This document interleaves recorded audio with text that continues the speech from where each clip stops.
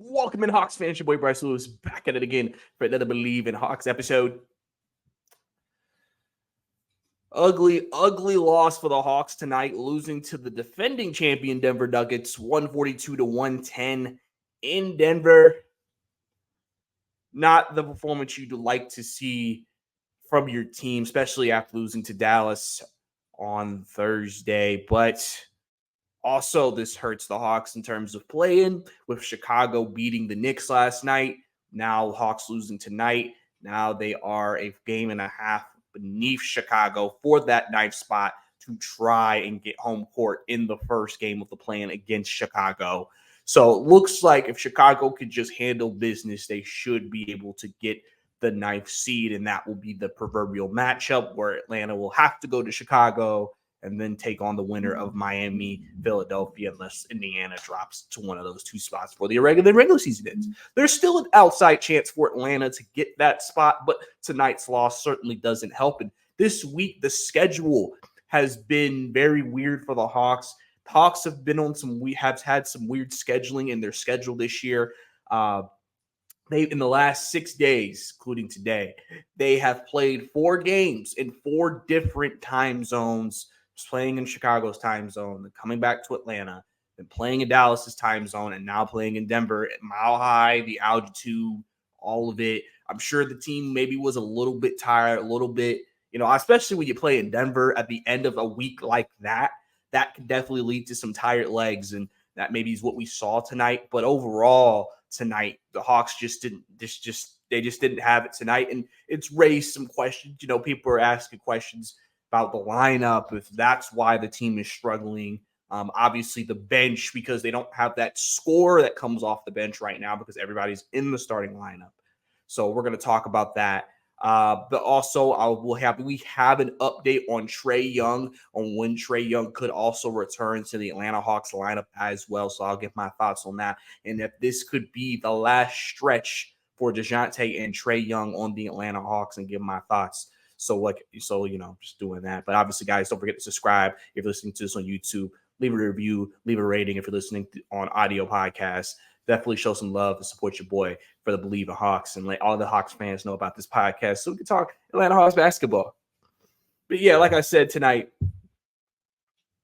it was definitely a game that people are going to want to forget about, flush down the toilet, not want to think about again. But I got to go through the game here, right? I just got to go through the main stats in this game. Hawks only shooting 43%, 32% from 3, 16 turnovers tonight, 30 assists, which would be usually good, but Denver had 38 tonight. Lost the rebounding battle. They lost the block battle, lost the steals battle. They lost a lot of battles tonight to the Denver Nuggets, obviously being beaten by 32 points tonight. So that was pretty much the main gist of the game. Your high point man actually in this game was Clint Capella. He went to the free throw line a lot tonight and hit him 9 of 12 from the free throw line. So I guess you could say that was a positive. He had 19 points. But then also you could say that's a negative. I don't know if I want Clint Capella leading my team in points in a game. Second high leading scoring was Bogdanovich, who really didn't play terrible from a shooting perspective. But obviously, if you let it up 142, one of the main things during this stretch, especially with Trae out, that they haven't done a lot is have these big offensive games against them, because the defense has improved. And tonight was just a reflection of they could not stop Denver, especially in that second half. They could not stop Denver at all, in that second half. They actually had a better second half, especially that third quarter, than Atlanta did. So DeJounte didn't have a good game. He's been kind of off the last couple of games. Only had 14 points, and I had 12 assists, but he was the biggest plus minus on the floor for this team. He was minus 27 tonight. DeJounte did not have it tonight. If we go through a couple of his last games, actually, against Dallas, he only had 16 points, right? Against Detroit, hold on a second. Against Detroit, he had 24. And then against Chicago, he had 17. So he's only cracked over 20 points. Hold on, I'm going to check one more game real quick. Okay, I want to make sure. Yeah, he's only cracked 20 points once in the last 4 games. So DeJounte, that big point total that we've been getting from him, that we've needed from him during this stretch without Trae Young, having someone having to pick up the slack. Is he tired just from carrying the team? And, especially ever since that Boston game, he really hasn't had that big offensive game since the Boston game. And, obviously, like I said, with the travel and everything like that, could that be affecting him right now with what's going on and just, getting some inconsistent play for some guys? Obviously, Jalen coming back was good against Chicago. He didn't have a good game at all against Dallas, especially offensively. And tonight he did a little bit more, but still did not impact the game greatly overall. And then obviously one of the main issues, like I said, I mentioned earlier, is the bench. You got 11 from Garrison. He's still been giving you something, but you only got 3 points from Krejci tonight, 6 from Bruno, and only 4 from Kobe tonight. As he only went 9-man rotation, pretty much 10 when Gay got time late in the game. He was active tonight for tonight's game, but all the bench guys did not do well. They had minus 24 for Krejci, minus 29 for Matthews, minus 28 for Bruno. So like there was a lot of guys tonight that just did not do the job tonight that they need to do against Denver. And Denver's a tough team. They're the defending champs. We know what they bring to the table. Them having Jamal Murray back in the lineup. I mean, even with some of the injuries they're even still dealing with right now, we know how good they are. We know what they're playing for. They're trying to wrap up that one seed in the Western Conference, trying to get that spot. So we know what they're about and what they're playing for right now. And so the Hawks just went into a team that has been one of the best home teams in the league, playing for a 1 seed. And, like I said, at the end of the day, Hawks obviously are more healthy than they have been, but they still, obviously, you don't have your star in Trae Young, and you don't have Bruno. I mean, not Bruno. You don't have a Onyeka Okongwu right now. So, that has created some issues. And like I said, that kind of starts with the bench a little bit, because realistically, you move Hunter off the. One of the things is sometimes you'll see teams move guys who could start to the bench because of the fact that you still want offensive firepower to come off the bench. You still want that bench unit to have a score. Well, right now the Hawks, like I said earlier in the pod, they have all their offensive scorers in the starting lineup. So pretty much on the bench, you're hoping for Garrison to get hot, or Bruno to get hot, or Vic to get hot. Like, you're hoping for a player who usually does not score a lot to get hot to score a lot, instead of a guy you could trust more to get you buckets on a consistent basis. We talked about Vic. Vic has been an interesting topic of discussion for a lot of people. A lot of people have asked the question of, should Vic maybe go back into the starting lineup, and maybe we move a guy like Bogdanovich or move a guy like Hunter back to the bench just to help balance things out, because Krejci did do well in the starting lineup with them, and that was during the time when the Hawks had some success. I mean, like I said, the thing about Krejci is, for everything he does well, the passing, the defense, two things about him: very inconsistent offensively. He can give you that game he gave you against Chicago, going 6 for 6, but he also give you 3-point game, 2-point games. And basically you get nothing from him offensively. And also because he is a slender player, even though he's a taller and longer player, no diddy, he's a guy who, if he goes against bigger like guys, it depends on how the other guy is, but he can be beaten in that matchup just because he's just not strong enough to guard. So he's a very hit and miss depending on matchups. Like against Boston, he's probably a better matchup in a series with them than he is against a like Milwaukee Bucks team, to me. But he's very hit and miss. Garrison, he gave you 11 points tonight, and so he's played well offensively the last couple of months. He hasn't been an issue necessarily offensively. It's just, again, your best bench player is Garrison Matthews. That's not ideal for a team if your best scorer off the bench is Garrison Matthews. Bruno is very hit and miss. Bruno could give you solid 6 to 12-point games, some good rebounds, some good minutes. Maybe he can give you the occasional higher scoring game like he did, but also can give you a couple of stinkers. But at the same time, I mean, that's what you would expect from like third NBA center, and he has done an admirable job filling in for Onyeka Okongwu since he's been out. So by no means is disrespect towards Bruno, but these types of games, especially going against a team like Denver, who's unique because their best player is their center, because their center can do everything because Joker is incredible. That changes things. It really exploits the Hawks center position going against a center like Joker. It probably will be exploited if they win against a guy like Embiid because of like just the lack of center power they have realistically, overall. So, and then the Kobe, I think Kobe, he's done some things here and there. Still isn't the most aggressive offensively. He has more aggressive games depending on what's going on. His minutes are still interesting a little bit. Didn't play as much tonight.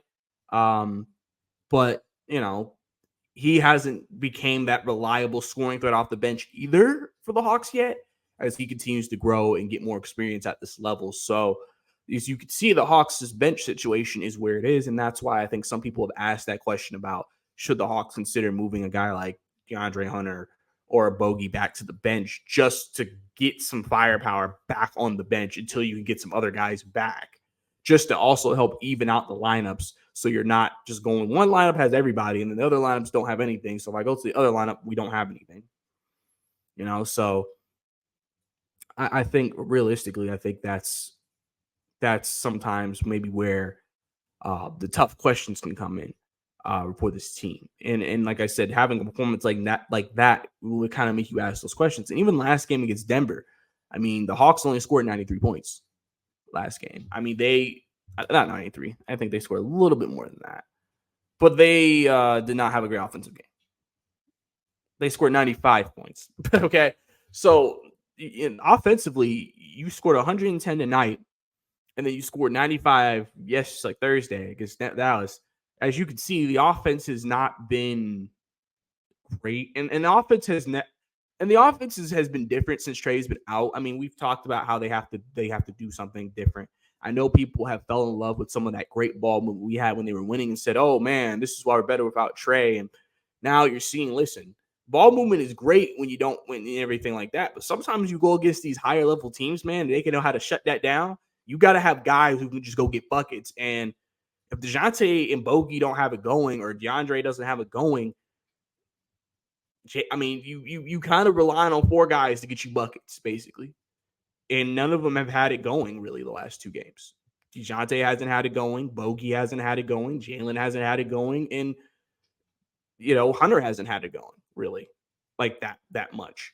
So, like, you're getting okay games from them, but in the position you are right now as a team without Trae and Okongwu and Day, even in that situation, you don't really have a lot of firepower realistically when you go against Denver, who can get 20, 30 from Joker, 20, 30 from Jamal Murray. Michael Porter Jr. could give you 20, you never know, someone else like Christian Braun can get you some points.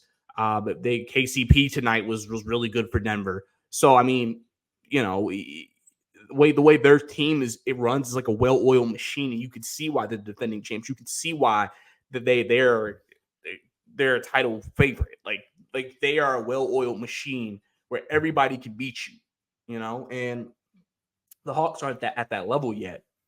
I think, because sometimes we fall in love with when a team starts to play well and think, see, this is what we need to do. And then when things change, you would think, oh, you're getting your better players back, we should be better. But I think it's also kind of opening up some holes. And so for Quinn Snyder, he has to go back and look at, do I need to go ahead and move Bogey back to the bench? Because you can survive without Bogey being your starting lineup. You can put Kobe there, or you could put Vic there, literally. If you want to put Garrison, I guess you could put him there. But literally, you could put Kobe there, or you could put Vic there, and you will be just fine without Bogey in the starting lineup. I promise you, it may be even better and more ideal, for the Hawks if they did that. Or if you want to move Hunter back to the bench and put Vic there, that may be ideal for you. I think that's something right now you have to maybe look at. You can't just say we're just going to stick to what we got, just because if you're not getting a lot of production for your bench, it's one of those things that could be interesting moving forward for this team. But, it's one of those things that tonight kind of showed the flaws that this team has always had with the injuries. I know some people are going to chalk it up to other things and think that's not it. But again, you're playing one of the best teams in the league. And people are like, well, we beat Boston. Okay, yes, you beat Boston. But, Boston has questions for a reason. Boston's not a physical team to me. Some people think they are. And when I say Boston's not a physical team, I'm not saying they can't play a physical game. I'm saying that if you got some guys who can bully them, especially in the paint, in the paint and the bigs, you can take advantage of Boston a little bit. Denver is different. You're probably not bullying Joker. Like, you really would have to have a very big team yourself to be able to go against Denver. And the Hawks, that's always not been an advantage they have. They've never been a big team. So you're not a big team going against Denver. With their strength is they can play inside to outside. And that is a bad matchup for the Hawks. So this loss tonight definitely was tough to watch for sure, losing to them. And obviously losing to Dallas was not great either. You played well in that first quarter, and then you just kind of offensively just could not get it going. And Denver and Luka and Kyrie were able to get it going, and you lost that game. And like I said, the Hawks did not score, I think, last 3-4 minutes of that game, really. And they held Dallas to like 102 or something for like the longest time. Like, they had a chance for 3-4 minutes to get the game close, and they could not do it because they could not hit a basket. So offense has kind of reared its head as actually an issue for this team in these last few games. And I think that's just because they don't have a lot of firepower coming off the bench. And with that, it's kind of like, okay, Quinn, do you need to make an adjustment? Do you need to allow Bogey or allow DeAndre to come back off the bench until you get, like I said, Trae and Okongwu back? So that way, then you'll have some guys that you can put on the bench and say, okay, we got some firepower coming off, right? And then it'll work a little bit better with Garrison playing well right now. And if you want to, like, I've vouched for Kobe still getting minutes, even when Trae comes back as well. But speaking of Trae Young, speaking of Ice Trae Gang, Trae Young could be back next game, folks. He could be back. Chris Haynes on Bleacher Report, he did a little Bleacher Report live, talked about Trae Young, and said that he could be back as soon as Tuesday against the Miami Heat in the Hawks' last 2 home games of the season, as a potential possibility. If not during that homestand, he will probably be back the last 2 games of the regular season. Trae Young on his podcast, that his next episode of his podcast that has not been released yet, I believe. Or actually, it probably has been. Or else, I don't know why you wouldn't have released it if it's supposed to be Monday. Trae Young said on his podcast that he'll have a call with the doctor Monday.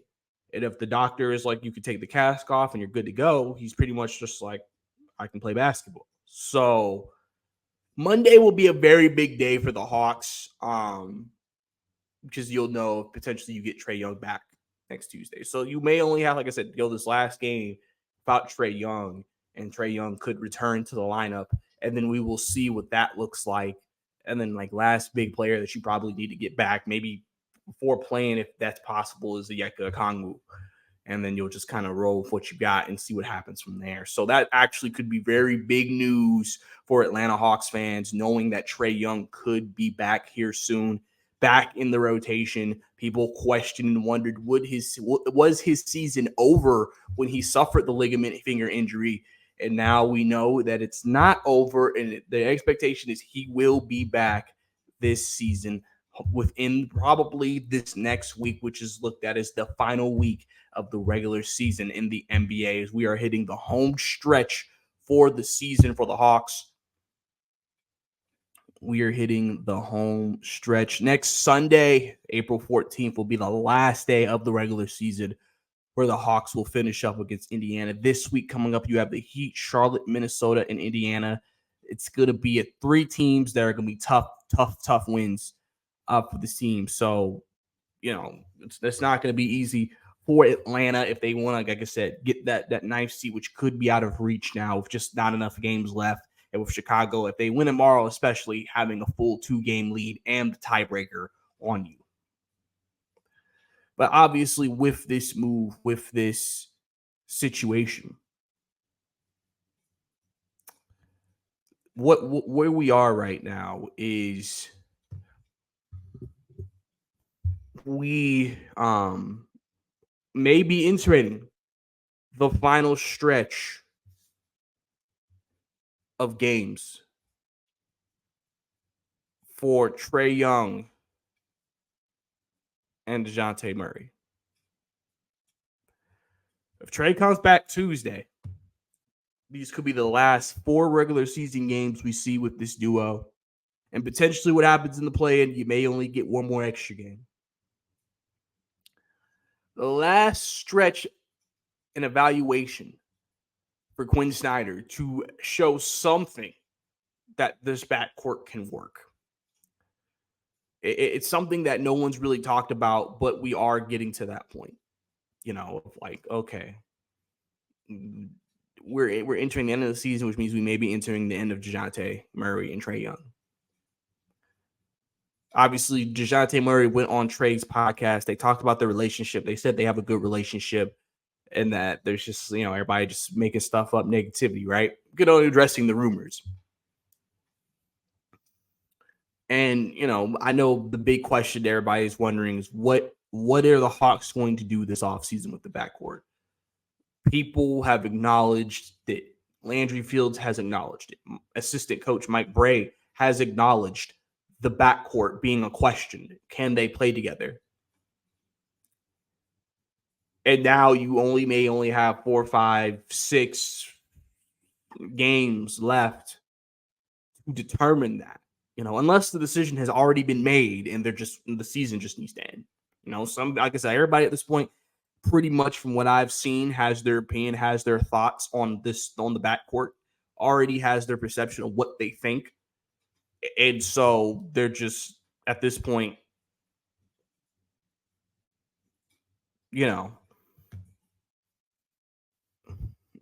at this point, it's kind of one of those things where you're kind of like, all right, well, what's next? Murray has had his opportunity to carry the team for the past month. He's done an admirable job. He's increased his stats when Trae Young's been gone. I know people like to harp on that as, he's been holding him back. Well, he's the number 2 option. So, yeah, his stats are not going to look better than Trae's. I mean, sadly to say that, guys. I mean, that just makes sense. And it makes sense that Trae leaves the lineup. And then DeJounte Murray does take his game to the next level. Some people have said that DeJounte has rebuilt his trade value because of this. And that could definitely be a possibility as well. Some people are entertaining maybe the Hawks go with DeJounte Murray because of what they've seen and say, you know what? We can get more back for Trae Young. We may need to pull the trigger. Obviously, we've seen the rumors about the Lakers having interest in Trae Young. He's a clutch client. That's LeBron's boy. I saw a report today that said the Lakers will re-enter conversations with the Hawks this offseason about DeJounte and Trae Young to see if they can acquire one of the guards. Obviously, a lot of Hawks fans feel like the Lakers don't have a lot to give unless they give them basically Anthony Davis or LeBron. Unless it's a 3-4 team trade. So that obviously is a question. And, those are the things that I think people are wondering about. If the Hawks make a move, who's going to be the guard and what are they getting back in return? You potentially could get the Kings pick if I believe that they make the postseason. You'll get their pick. If they miss the postseason, you won't get their pick. Or I think it goes until the next year. So you could add a pick that you could attach to a trade. Obviously, you have if you don't make the postseason, you'll have a lottery pick. You'll have a lottery pick this year. So, that could also affect a trade because you now have a lottery pick. Even though it's at the back end of the lottery, a lottery pick you can give to a team and attach that with DeJounte or Trae. Trae Young is the bigger star, so you'll probably get more back for him. But at the same time, DeJounte, you may have to attach an extra asset to get what you want back for him. And Quinn, like I said, gets his last chance to kind of coach these guys and kind of, and I'm sure Landry, Quinn, the coaching staff, wrestler, they're all going to get in a room after the season and talk and say, okay, what is the verdict on this backcourt? Because you have to assess, have we done what we needed to do to help them be successful? And then what are the flaws of this backcourt and how does that hinder us as a team? Is it something we can easily fix? Is it something that we have to move the other one so we could truly move forward? Remember something. You have guys like Kobe Buffkin who people want to see play more. While you have DeJounte and Trae on your team may not be able to get that type of playing time that he may deserve because they're going to take the bulk of the time, especially also with Bogey there. So you have to consider those things. They seem to be big into development. And if that's the case, if you want Kobe to take that next step in his development, you got to give him a bigger role next season and expect him to continue his development. But then you have, like I said, you have to ask yourself the question, is it something we can do with both of them on the roster? Or is it something where we have to move one of them off the roster to be able to do it? You got to think about if, we've heard rumors that they're cheap. You're paying DeJounte, you're paying Trae. Jalen Johnson could be up for a contract. You got some guys that you may have to pay. And so you have to think about, all right, well, if we move off DeJounte, we could free up some money potentially. So again, is that where we want to go? If maybe we have to pay Jalen because we think Jalen's going to be the future of this franchise, which I saw a ridiculous tweet today. Apparently, some Detroit fans think Jalen Johnson's not worth Jaden Ivey and Duren, which is insane, but whatever.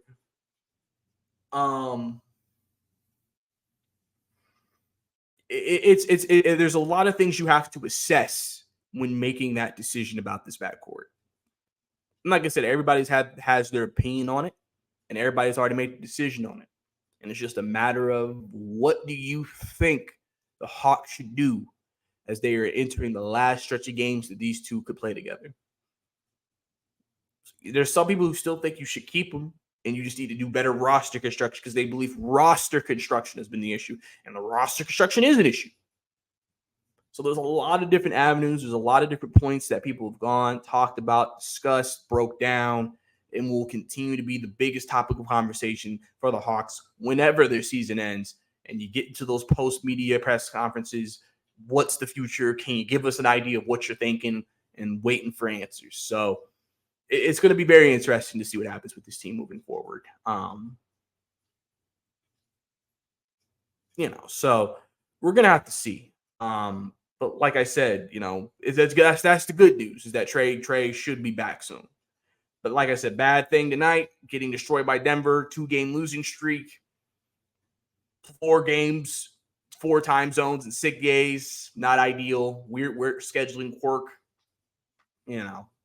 just Hawks getting the short end of the stick there. So we're going to have to see what happens. They come back against Miami on Tuesday. So obviously a team that's been a thorn in their side, still playing for something for themselves, a team they could face in the play-in. So that'll be an interesting matchup. And like I said, we'll see if Trae Young will be back for that game. So this was your Bleav in Hawks podcast. Your boy Bryce Lewis. Don't forget to follow me, like I said, on Twitter at Bryce_2K. Or subscribe to the channel, watch this YouTube. Leave a rating or review if you're listening to audio podcasts. Also, anybody WrestleMania fans, just watch WrestleMania Night 1. Excited for WrestleMania Night 2 tomorrow. If anybody's a WrestleMania fan, let me know, bro. Let me know. Oh, man. But like I said, guys, that's all I got for you guys. It's your Bleav in Hawks podcast. It's your boy Bryce Lewis.